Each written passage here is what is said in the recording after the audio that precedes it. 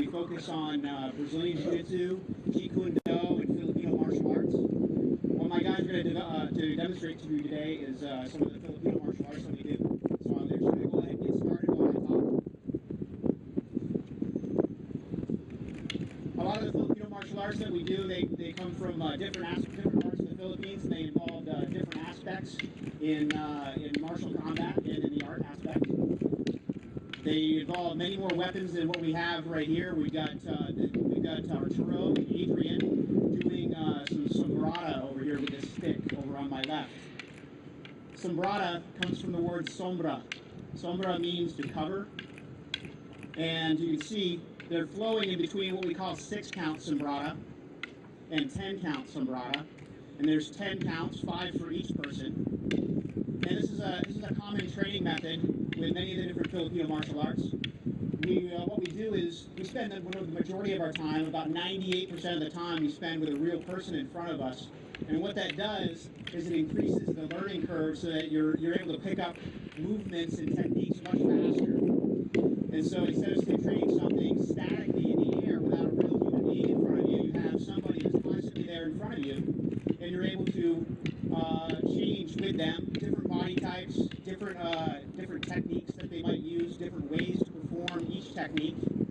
Okay, so as we take a look at what they're doing here, they're going to slow it down just a little bit for us, so you can see it's really a basic attack and defense technique where Arturo would defend, then attack, then defend, then attack, and Adrian would respond. We can pick it up a little bit now. And they'll flow in from different ranges. 6-count sombrada and 10-count sombrada will use the medial range, where Arturo and Adrian can both touch each other's weapon hand with their open hand, or the alive hand that we call it. Then they can move in to a closer range, corto, they'll move into a puño sombrada, and the puño is the end of the stick closest to the hand. So it's when you're too close that you can't hit with the end of the weapon, you'll use the end of the weapon that's closest to your hand, the butt of the weapon. Then closer than that is hubad range, and hubad means to tie and untie. Hubad and lubad, and then they'll move back out into the medial range, where they can do back into 6-count sombrada, 10-count sombrada. You can also do what's called free flow. They'll just kind of move around and do whatever comes to mind. The only rule there is that it has to be I attack, you defend, you attack, I defend, and vice versa. You've got various disarms that are available to you during this process. Your idea is to enter in the midst of the flowing event and your disarm unnoticed your training cover. What you just saw there was called the strip. That's a strip where he strips the weapon out of Adrian's hand. So this creates a kind of a fluid environment. So it's a constantly changing, what's called a snake, constantly changing environment that they both have to react to. So moving into the center, we have Anthony and Phil, and they're doing a drill called palasut. 6-count palasut. Palasut means to sneak, depending on where you're from in the Philippines. And it's a knife drill. You can see that there's some redirection and some checking going on with the knife. And it's also a flowing drill that they can flow in and out of this drill into also. They can also start doing hubad with the knife.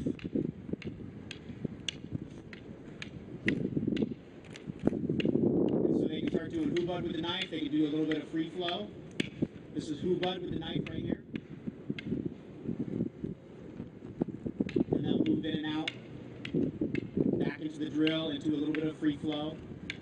And different from using the stick, the knife and the sword make you have to respect the weapon because it has an edge on it. And so you can't just simply touch the weapon like you can with the stick. So when you saw Adrian and Arturo doing what we call the strip technique, the strip was a disarm that involved grabbing the stick. And so obviously that's not a technique that you could really do over here with the knife or with the sword. And then there are various disarms that you can do as well with the knife. So Anthony and Phil will demonstrate that.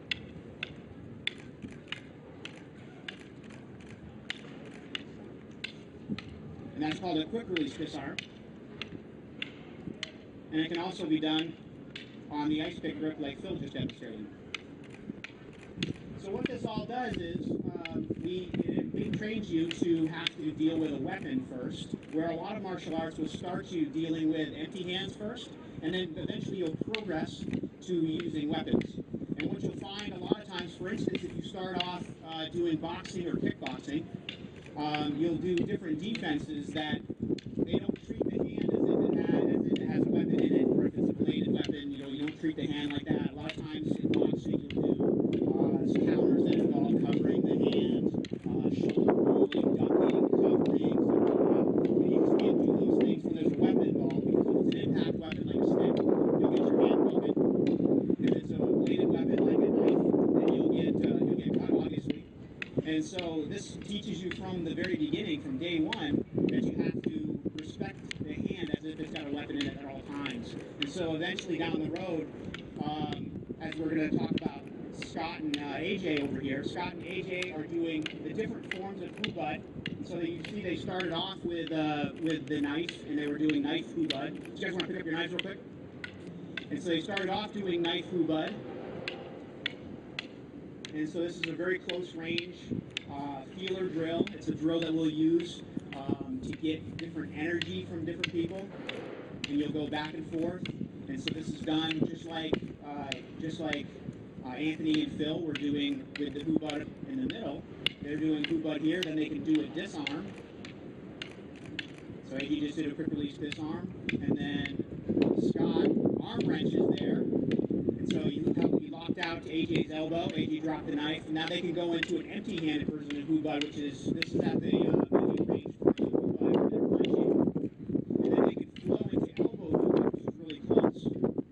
And then they can push and move back on out into and grab their knives, so they can go back into the empty-hand hoo-bud. And so this kind of creates drills. All these three drills are representative of flow drills that we have in the Filipino martial arts, that what we'll do is we'll use them to create a fluid situation that's constantly changing depending on the body type of the person in front of you. The range is constantly changing.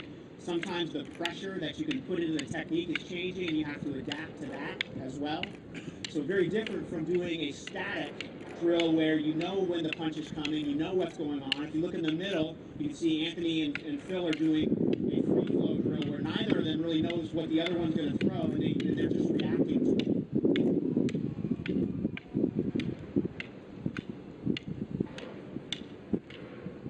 So the Filipino martial arts has many different things involved in it, but all of it starts off with a weapon. They have panantukan and pananjakman, which are the empty-handed weapons, or empty-handed arts within the Filipino martial arts. Panantukan is the empty-hand style. It deals with mostly the striking aspect from a boxing perspective, or empty-handed style. The pananjakman is a foot fighting art. We also have arts like sipran or dumog. Dumog means wrestling. It's a wrestling or grappling style. It's all encompassed within all of this. When you start progressing past the weapons and getting into the empty-handed arts.